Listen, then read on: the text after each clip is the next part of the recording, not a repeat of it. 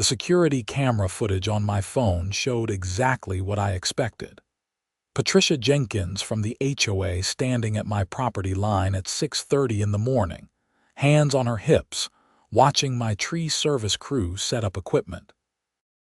I was still in my kitchen drinking coffee when I saw her pull out her phone and start gesturing wildly. My own phone rang 30 seconds later.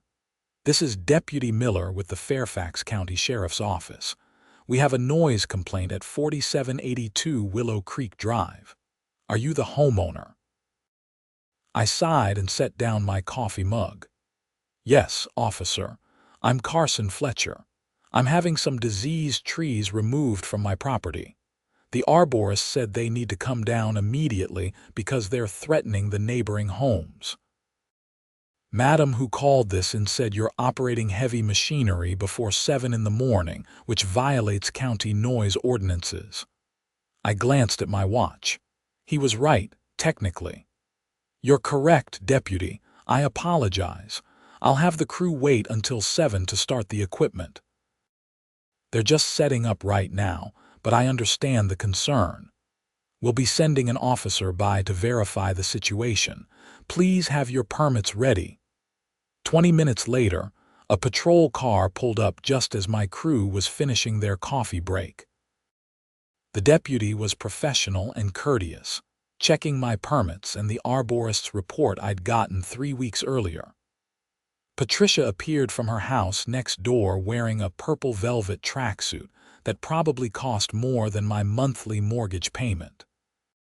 "Deputy, this man has been destroying the aesthetic of our neighborhood for months. First it was that ugly fence he put up, and now he's cutting down perfectly healthy trees." The deputy looked at the 3 massive oak trees on my property. Even from ground level, you could see the dead branches and the telltale signs of oak wilt disease. Dark streaks ran down the bark, and several large limbs had already fallen during the last storm. "Madam, these trees appear to be diseased," the deputy said. "And Mr. Fletcher has all the proper permits and documentation from a certified arborist." "That's ridiculous. Those trees have been there for 50 years. This is just his way of getting back at the HOA for enforcing the community standards." I pulled out my phone and showed the deputy the arborist's report. "The oak wilt is spreading rapidly. If these trees fall, they'll likely hit either my house or one of the neighboring properties." The arborist, Dr. Raymond Chen from Virginia Tech's Forestry Department, said they pose an imminent danger. The deputy read through the report, nodding. "Everything appears to be in order here, madam. Mr. Fletcher is within his rights to remove hazardous trees from his property." Patricia's face turned red. "The HOA board will hear about this. You can't just do whatever you want in Willow Creek Estates." After the deputy left, my crew got to work. The lead arborist, Miguel Santos, had been in the tree business for 25 years. He pointed out the fungal mats growing under the bark, the discolored sapwood, and the pressure cracks forming in the main trunks. "You made the right call, Carson," Miguel said. "See that lean on the big one? Another strong storm and that's coming down. Probably right through your neighbor's sunroom, based on the angle." The irony wasn't lost on me. Patricia's house was the one most at risk, and she was fighting me on removing the very trees that could kill her in her sleep. By noon, we had the first tree sectioned and were working on grinding the stump. The industrial grinder was loud, I won't lie. But it was necessary work, and we were well within legal operating hours. I was inside making lunch when my doorbell rang. Patricia stood there with 2 other people I recognized from HOA meetings. Brenda Morrison, the HOA treasurer, and Keith Dalton, who lived 3 houses down and always complained about everything. "Mr. Fletcher," Patricia said in her most officious voice. "The HOA board has convened an emergency meeting and we're issuing you a cease and desist order. All tree removal work must stop immediately. I leaned against my doorframe. On what grounds? On the grounds that you didn't submit a landscaping modification request form 30 days prior to beginning work, as stipulated in Section 12, Paragraph 4 of the HOA covenants. I had expected this. I pulled out the form from my back pocket, already filled out and signed with a date stamp from 6 weeks earlier. You mean this form? The one I submitted on October 3rd, the one that Susan Chambers, your own HOA secretary, signed for and filed. Patricia's eye twitched. That form was for routine tree trimming, not complete tree removal. The form specifically says tree removal or major modifications. It's right there in the header, and I included the arborist's preliminary assessment with the submission. Brenda stepped forward, her voice slightly softer. Carson, we understand there might be a disease issue, but this is about following proper procedure. The HOA exists to maintain property values for everyone. Property values. I gestured toward the partially removed tree. You know what destroys property values? Having a 60-foot diseased oak tree crash through someone's house during a thunderstorm. The liability alone would devastate this entire community. Keith crossed his arms. That's fear-mongering. Those trees have been there longer than this development has existed. And now they're dying, I said. Oak wilt spreads through root grafts. If I don't remove these trees and treat the stumps, every oak in this neighborhood could be infected within 2 years. I'm not just protecting my property. I'm protecting yours too. Patricia pulled out her phone. We're calling the police again. You're in violation of HOA regulations, which means you're trespassing on HOA-controlled aspects of your property. That makes absolutely no sense, and you know it, but she was already dialing. I went back inside and called my lawyer, David Greenhouse, who I put on retainer specifically for HOA issues after moving into Willow Creek Estates 3 years ago. The second visit from the sheriff's department that day involved a different deputy, a woman named Deputy Santos, who seemed far less patient with Patricia's theatrics. Let me get this straight, Deputy Santos said.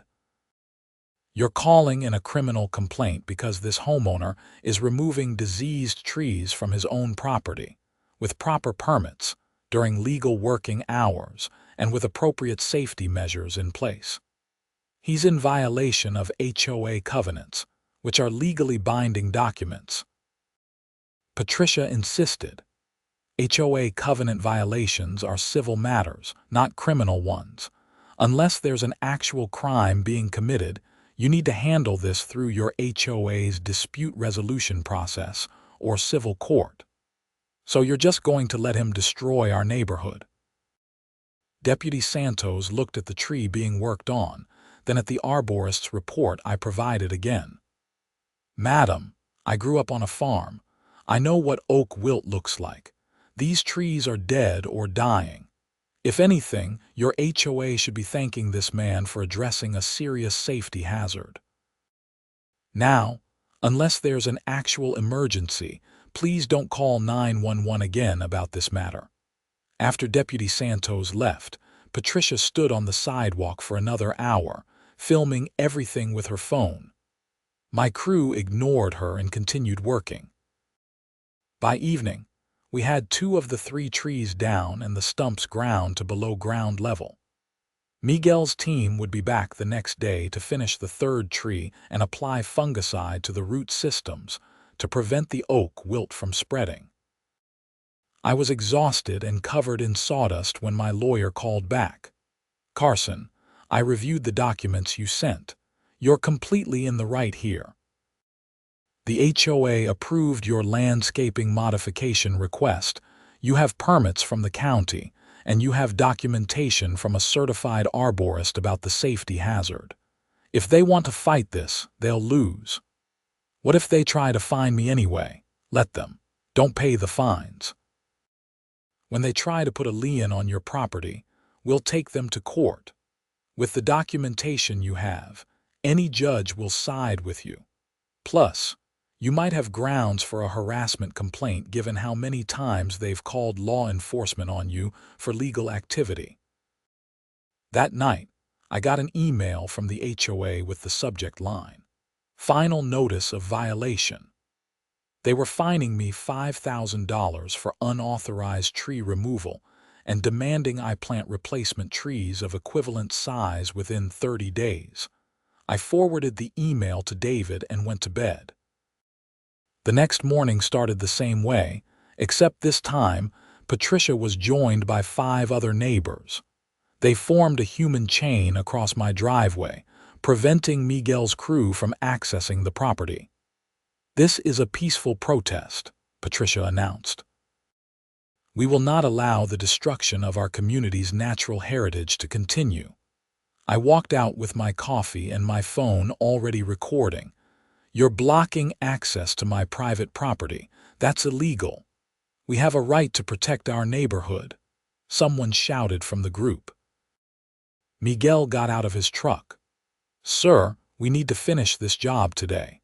That third tree is the most dangerous one. You can see the crack forming in the main trunk. If we don't take it down in a controlled manner, it's going to come down on its own." I called the sheriff's office for the 3rd time in 24 hours. This time, they sent 2 deputies, including Deputy Miller from the first call. "Folks, you need to clear this driveway," Deputy Miller said. "You're preventing legal work from being performed and blocking access to private property." "We're exercising our First Amendment rights," Patricia declared. "Not on someone else's driveway, you're not. You can protest from the sidewalk or your own property, but you cannot block access like this. I'm giving you 2 minutes to move, or I'll start making arrests for trespassing and obstruction." The crowd grumbled but eventually moved to the sidewalk. However, they stayed there all day, chanting and holding signs. Someone had printed up placards reading "Save Our Trees" and "Stop Neighborhood Destruction." A few of them even called local news stations. By noon, a reporter from WJLA-TV showed up with a camera crew. The reporter, a young woman named Ashley Chang, interviewed Patricia first.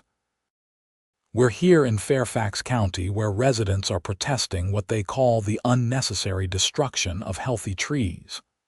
Patricia Jenkins, HOA president, says this is about more than just trees. This is about maintaining the character and value of our community," Patricia said into the camera. "One resident has decided that his personal preferences are more important than the collective good. Those trees have been part of this neighborhood for decades." Then Ashley came to interview me. I had Miguel standing next to me with the arborist's report and photos of the disease damage. "Mr. Fletcher, the HOA says these trees are healthy. What's your response?" I held up a photo showing the fungal mats and discolored wood. "These trees have oak wilt disease, which is fatal and highly contagious to other oaks." This report from Dr. Raymond Chen at Virginia Tech confirms the diagnosis. Oak wilt spreads through connected root systems, which means every oak tree in this neighborhood is at risk if we don't act quickly. Miguel stepped in. "I've been an arborist for 25 years. These trees are structurally compromised. See that crack?" He pointed to a visible split in the trunk of the remaining tree. "That tree could fall at any moment. Based on its lean and the prevailing winds, it'll likely hit the house directly next to Mr. Fletcher's property." The HOA president's house, ironically. Ashley turned back to Patricia. "Are you aware that the tree poses a potential danger to your own home?" Patricia's confident expression faltered. "That's speculation. We've had those trees evaluated by our own landscape company and they said the trees are fine."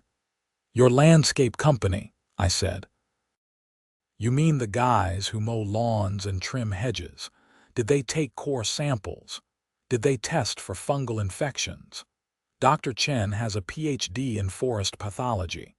Who did your HOA consult? The protest lost some momentum after the news interview. Several of the neighbors quietly left, especially after Miguel took them over to look at the damage up close. When you could actually see the diseased wood and the structural cracks, it was hard to deny the danger. By late afternoon, the third tree was down. Miguel's crew worked carefully to ensure it fell away from all structures. When it hit the ground, the trunk split open, revealing the extent of the internal rot. If that tree had fallen naturally, it would have been catastrophic. Patricia had gone inside hours earlier, but I saw her watching from her window. The next week brought a new wave of HOA harassment. They sent certified letters demanding I attend a special board hearing to address my multiple violations. The violations listed included unauthorized tree removal failure to maintain approved landscaping, creating an eyesore visible from the street, operating commercial equipment in a residential zone, disturbing the peace, failure to comply with board directives. David attended the hearing with me. It was held in Patricia's living room, which seemed inappropriate but was technically allowed under the HOA bylaws. The board consisted of Patricia, Brenda, Keith, and 2 other members, Sandra Ellison and Tom Wright. Patricia opened the meeting by reading the list of violations. Mr. Fletcher, these violations carry a total fine of $15,000, payable immediately. Additionally, you must plant 3 new oak trees of at least 15 feet in height within 30 days. David didn't let me respond. Let me address these one by one. First, the tree removal was authorized. Mr. Fletcher submitted the proper forms 6 weeks in advance. Susan Chambers, your secretary, signed off on it. Second, the failure to maintain landscaping is absurd because he's actively working on the landscaping. Third, there's no eyesore. The stumps are ground down and the areas are being prepared for new plantings. Fourth, operating commercial equipment during permitted hours for permitted work isn't a violation. Fifth, disturbing the peace. The sheriff's department has already addressed that there was no violation. And sixth, your board directives were unlawful, so compliance wasn't required. Patricia's face reddened. The board has the authority granted by the covenants and Virginia state law, David interrupted. You don't have the authority to prevent homeowners from addressing safety hazards on their property. In fact, by attempting to stop necessary safety work, you may have opened the HOA up to significant liability. What's that supposed to mean? Keith demanded. It means if Mr. Fletcher had followed your cease and desist order, and that diseased tree had fallen and injured someone or damaged property, the HOA board could be held personally liable for preventing appropriate safety measures. You're lucky Mr. Fletcher proceeded with the work despite your interference. Sandra, who had been quiet until now, spoke up. Patricia, did you actually have those trees evaluated by a qualified arborist? We had our landscape company look at them. That's not the same thing, Sandra said. She turned to me. I'm sorry, Carson. I didn't realize the extent of the disease issue. Do you have information on how we can check other oaks in the neighborhood? I pulled out information packets Miguel had prepared. Dr. Chen recommended that all oak trees in the development be inspected by a certified arborist. Oak wilt spreads easily, and early detection is crucial. I'm happy to share his contact information. Tom Wright, who had also been quiet, nodded. This makes sense. My oak has had some dead branches lately. I thought it was just age. Patricia tried to regain control. We're getting off topic.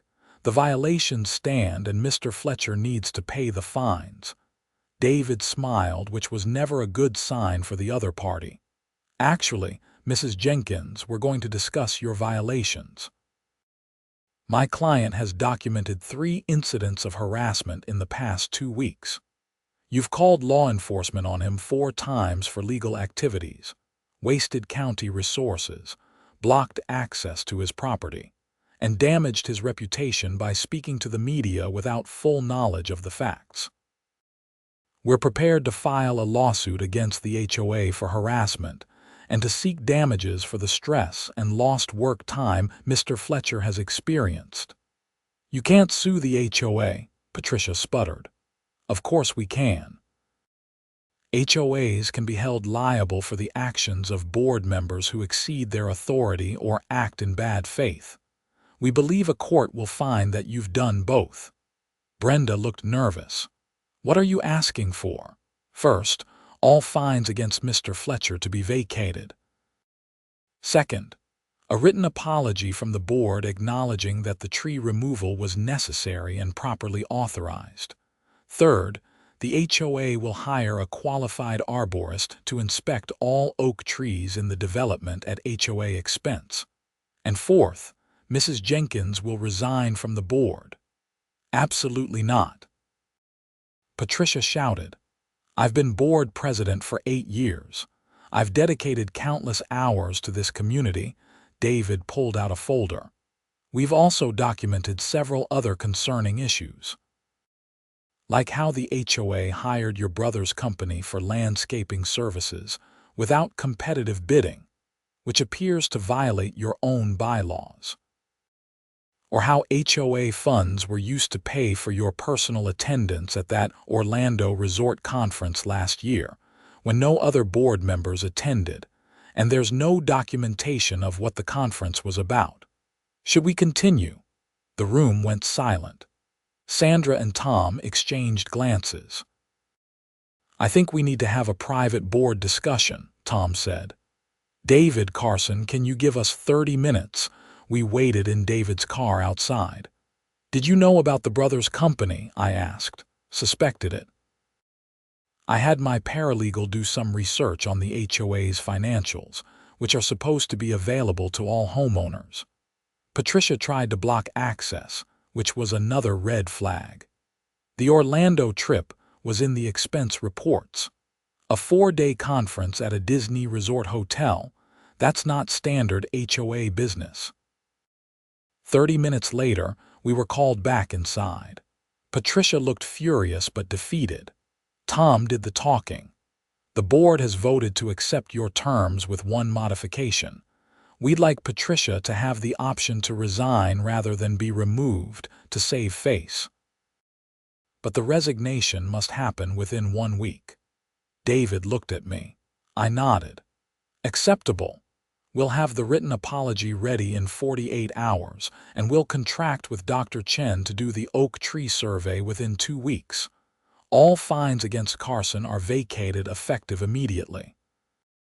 As we left, Patricia followed us out to the driveway. This isn't over, Mr. Fletcher. You've made an enemy today. Actually, Patricia, I think I saved your life. That tree would have gone right through your bedroom. You're welcome. The next 2 weeks were relatively quiet, Dr.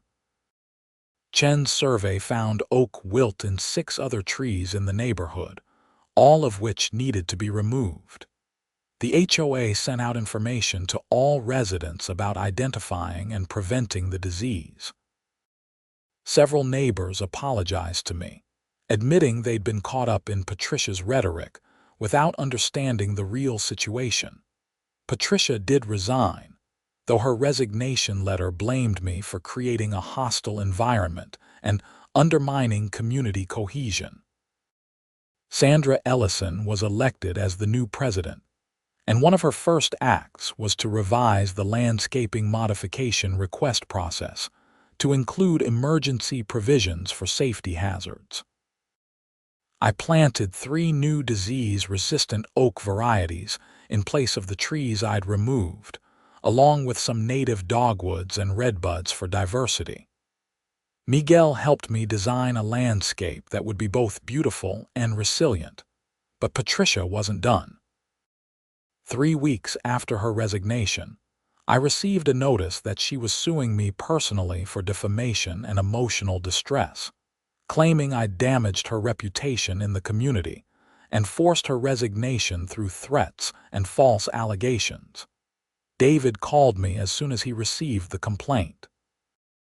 "This is frivolous, but we'll need to respond. The good news is that her lawyer isn't very good. The complaint is full of unsupported claims and doesn't cite any actual defamatory statements you made. Will this go to trial? Probably not. We'll file a motion to dismiss, and I'd be shocked if it survives. But be prepared for this to drag out for a few months." He was right about it being frivolous, but wrong about it being dismissed quickly. Patricia's lawyer, a recent law school graduate named Jeremy Hopkins, who seemed to be learning on the job, kept filing amended complaints and procedural motions that drew out the process. During discovery, we learned just how deep Patricia's problems went. She had been using HOA funds to pay for personal expenses for over 2 years, totaling nearly $40,000. The Orlando trip was just the tip of the iceberg. She'd billed the HOA for home office supplies that included a new laptop, a printer, and furniture. She'd charged expensive dinners as board meetings when no other board members were present. And yes, her brother's landscaping company had been paid significantly above market rates for years. The HOA's insurance company got involved, which led to a forensic audit. Sandra, as the new president, cooperated fully with the investigation. The more they dug, the worse it got. Meanwhile, my countersuit against Patricia for harassment and abuse of authority moved forward. We had documentation of everything. The multiple police calls, the blocked driveway, the false allegations to the media, and her attempts to prevent necessary safety work on my property. 4 months after the trees came down, we all ended up in Fairfax County Circuit Court for what was supposed to be a preliminary hearing on Patricia's defamation suit. But the hearing took an unexpected turn when David filed an emergency motion based on new evidence. "Your Honor," David said, "we've just received documentation from the HOA's forensic audit showing that Mrs. Jenkins has embezzled over $40,000 from the Willow Creek Estates HOA over the past 3 years. We believe this lawsuit against my client is retaliation for his role in exposing this fraud." Patricia's lawyer jumped up. "Your Honor, that's a separate matter entirely. This hearing is about—" "I'm aware of what this hearing is about, Mr. Hopkins," Judge Margaret Patterson said dryly. "Mr. Greenhouse, are you suggesting criminal charges are pending? The HOA has referred the matter to the Fairfax County Commonwealth's Attorney's Office, Your Honor. We believe charges are imminent." Judge Patterson looked at Patricia, who had gone pale. "Mrs. Jenkins, do you have legal representation for the criminal matter?" "I haven't been charged with anything," Patricia protested. "Yet," the judge said. "Mr. Hopkins, does your firm handle criminal defense?" "No, Your Honor, this is a civil defamation case, which appears to be retaliatory in nature." Judge Patterson reviewed the documents in front of her. "I'm dismissing Mrs. Jenkins' complaint with prejudice. Mr. Fletcher's countersuit will proceed. Mrs. Jenkins, I strongly suggest you retain criminal defense counsel immediately." This hearing is adjourned. Outside the courthouse, a man in a suit approached Patricia. "Patricia Jenkins, I'm Detective Marcus Webb with the Fairfax County Police Department, Economic Crimes Unit. I need you to come with me to answer some questions about financial irregularities with the Willow Creek Estates Homeowners Association." Patricia looked at her lawyer, who shrugged helplessly. "Am I under arrest?" "Not at this time, but we do need to speak with you." "You have the right to have an attorney present." Patricia went with the detective. Her lawyer followed, looking overwhelmed. David and I watched them leave. "Well," David said, "that escalated quickly. Will she actually be charged?" "Almost certainly. Embezzlement of that amount is a felony." Plus, she used her position of authority to commit the fraud, which may add additional charges. She's looking at serious prison time if convicted. The Commonwealth's attorney moved faster than I expected. 2 weeks later, Patricia was arrested and charged with embezzlement, fraud, and abuse of fiduciary responsibility. The local news covered it extensively, especially since the original story about the tree removal had gotten significant attention. Ashley Chang from WJLA interviewed me again. "Mr. Fletcher, you were at the center of the controversy that ultimately led to these criminal charges. How do you feel about how this has unfolded?" "Honestly, I just wanted to remove some diseased trees from my property. Everything that happened after that was because one person decided to abuse their authority rather than follow the rules. I feel bad for the other homeowners who trusted Patricia with their HOA fees, but I'm glad the truth came out before she could do more damage." The criminal case took months to work through the system. Patricia initially pleaded not guilty, but the evidence was overwhelming. The HOA's insurance company was cooperating with prosecutors to recover the stolen funds. Patricia's brother, whose landscaping company had benefited from the inflated contracts, was also under investigation. My countersuit was settled out of court. Patricia's homeowner's insurance paid damages for the harassment, and Patricia personally apologized in writing. David had pushed for a public apology, but I declined. There was no point in humiliating her further. She was facing enough consequences. 8 months after I'd first started removing those diseased trees, Patricia Jenkins pleaded guilty to embezzlement and fraud. She was sentenced to 3 years in prison, with eligibility for parole after 18 months. She was also ordered to pay full restitution to the HOA, though it was unclear how she'd manage that given her financial situation. The HOA, under Sandra's leadership, became significantly more functional. They implemented better financial controls, required multiple board members to approve any expenditure over $500, and brought in an independent accounting firm for quarterly audits. The landscaping contract was put out for competitive bidding, saving the HOA 30% annually. The oak tree survey probably saved dozens of homes from potential disaster. 6 more diseased trees were removed from the neighborhood, and all the oaks were treated preventatively. Miguel's company became the preferred vendor for tree services in the community, not because of any special deal, but because people trusted his expertise. As for me, my property looked better than ever. The new trees were thriving, and the diverse landscape attracted birds and wildlife that hadn't been around when the old diseased oaks dominated the space. My neighbors, most of them anyway, realized I'd been trying to help all along. Keith Dalton, who'd been part of Patricia's protest group, actually apologized in person. "I was wrong, Carson. I let Patricia convince me you were just being difficult, but you were right about everything. My oak was one of the diseased ones. If it had fallen during that storm last month, it would have crushed my car and probably damaged my roof." "No hard feelings," I told him. "It's easy to get caught up when someone speaks with authority, even if they're wrong." The incident changed my perspective on HOAs. They're not inherently bad, but they're only as good as the people running them. When you have someone like Patricia who prioritizes control over common sense, or who abuses their position for personal gain, the whole system breaks down. But with good leadership, an HOA can actually serve its intended purpose, maintaining property values and quality of life for everyone.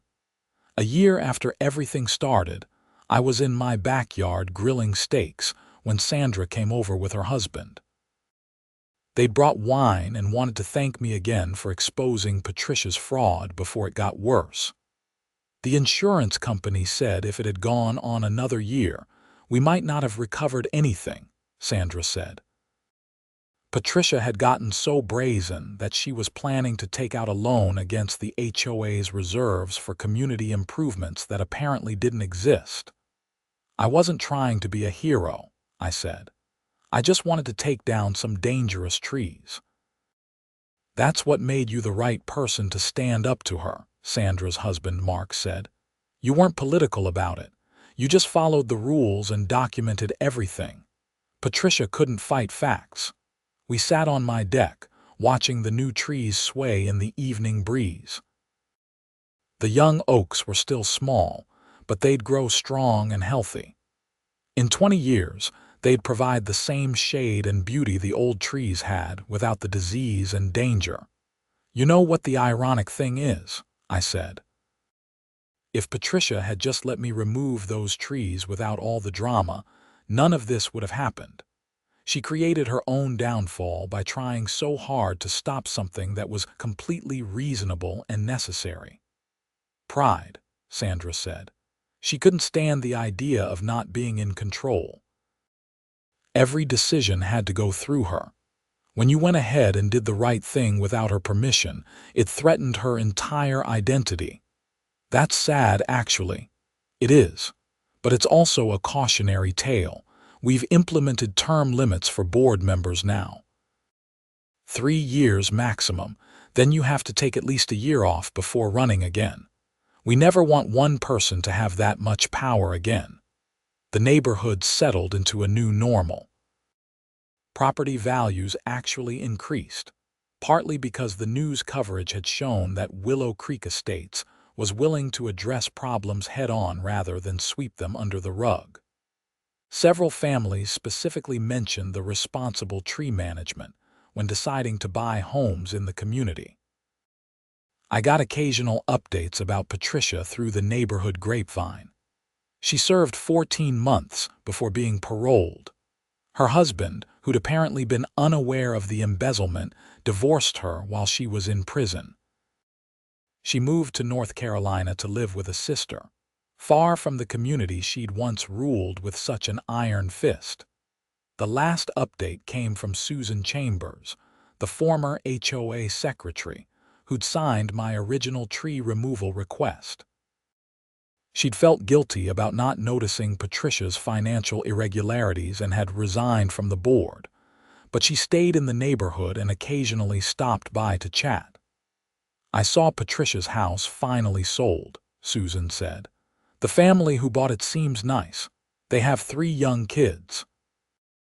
They asked me about the HOA and I told them the truth.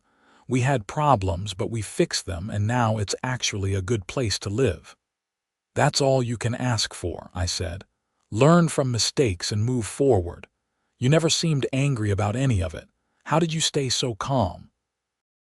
I thought about that, because I knew I was right. I had the documentation, the expert opinions, and the law on my side. Patricia's anger and drama didn't change any of those facts. Getting emotional would have just made things worse. Well, your calmness probably saved the neighborhood. If you'd gotten into screaming matches or played her games, it would have divided everyone. Instead, you just kept pointing to the facts until everyone else could see them too. The whole experience taught me something important about dealing with difficult people, especially those in positions of authority. You can't fight unreasonable people with emotion. You fight them with documentation, facts, and process. Patricia had expected me to back down or lose my temper, which would have given her ammunition. Instead, I just followed the rules, kept records, and let the truth speak for itself. 2 years after those trees came down, I was elected to the HOA board myself. I didn't seek it out, but several neighbors nominated me, and I felt obligated to serve. My focus was simple: maintain property values, address safety issues promptly, and keep the board transparent and accountable. We published monthly financial reports online. We recorded board meetings and made the recordings available to all homeowners. We created clear processes for handling complaints and disputes. It wasn't exciting work, but it was important work. And whenever someone complained about a neighbor doing something they didn't like, I'd ask one question. Is it actually against the rules, or do you just not like it? If it was against the rules, we'd address it. If it was just personal preference, we'd explain that HOAs exist to enforce agreed-upon standards, not personal opinions. The neighborhood thrived under this approach. People felt heard but not controlled.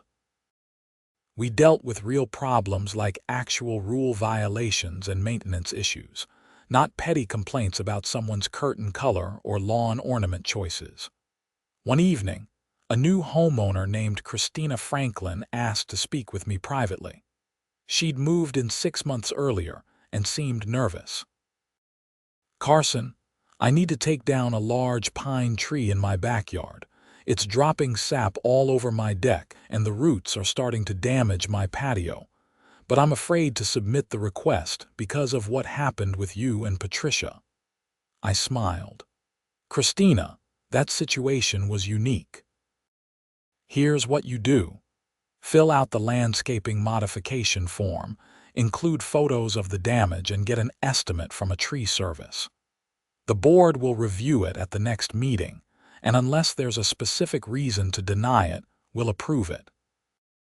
It's not complicated when everyone follows the process."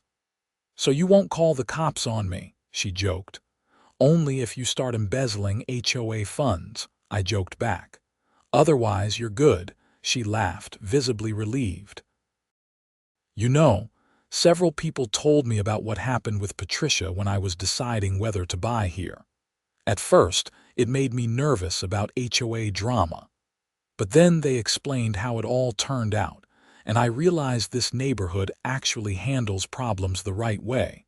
That's why I bought here." "That's good to hear. We're not perfect, but we try to be fair and reasonable. That's all anyone can ask." As I walked home that evening, I thought about how something as simple as removing diseased trees had turned into a months-long ordeal that exposed corruption, led to criminal charges, and ultimately reformed an entire community's governance. If Patricia had just followed the rules and trusted the experts, none of it would have happened.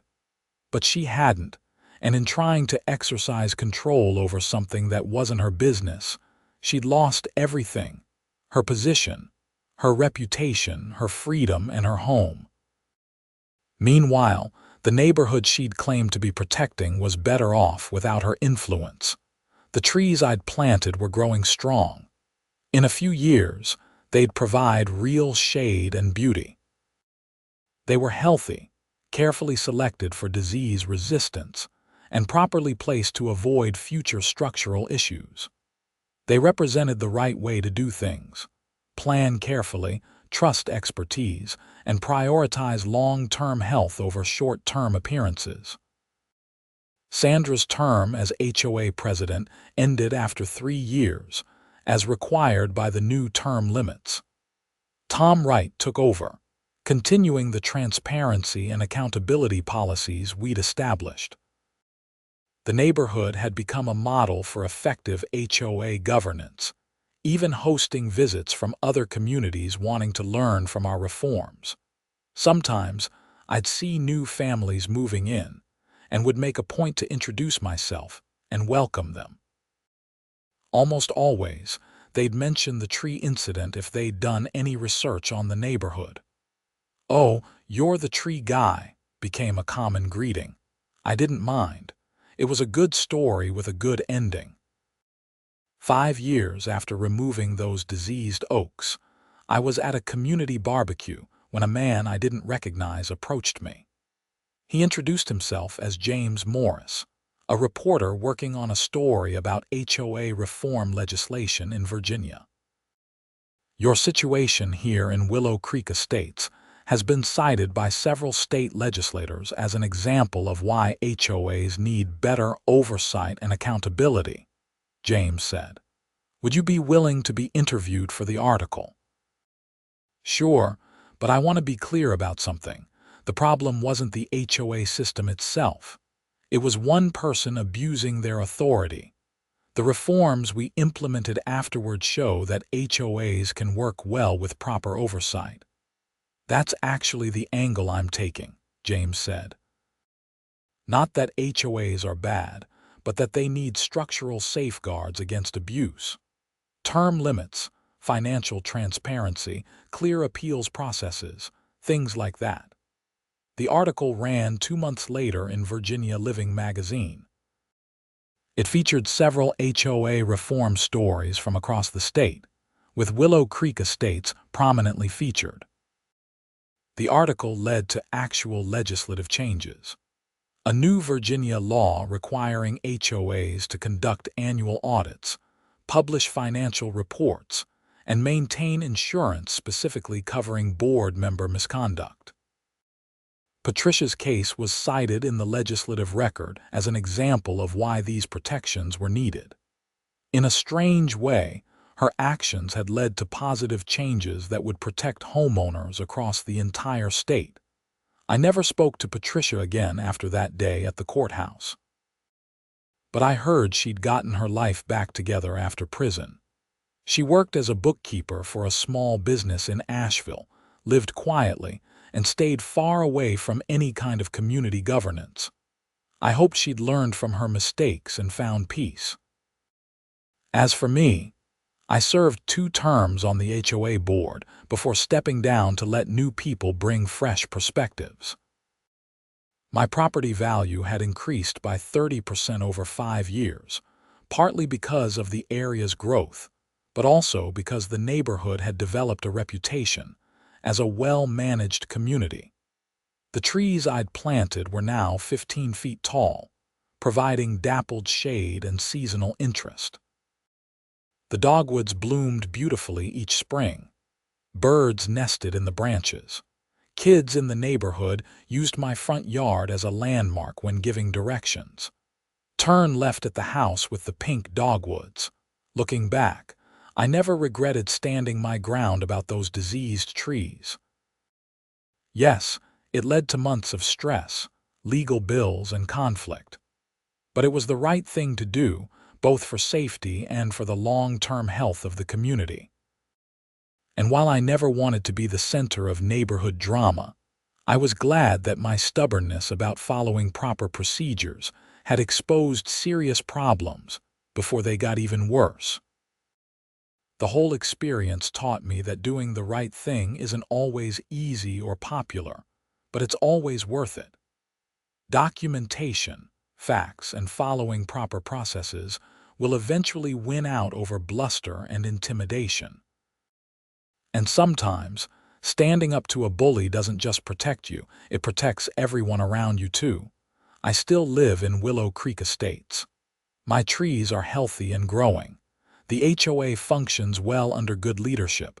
Property values are strong. The neighborhood is peaceful and well-maintained. And whenever I'm grinding through boring HOA documents or sitting through long board meetings, I remind myself that boring bureaucracy is a small price to pay for a well-functioning community. Because I learned the hard way that the alternative to boring proper process is dramatic, improper chaos. And given the choice, I'll take boring every single time. Those diseased trees taught me more than just arboriculture. They taught me about governance, community, and the importance of standing up for what's right even when it's difficult. Every spring when the dogwoods bloom and the young oaks leaf out, I'm reminded that sometimes you have to remove something diseased to make room for healthy growth. That's true for trees, and it's true for communities too.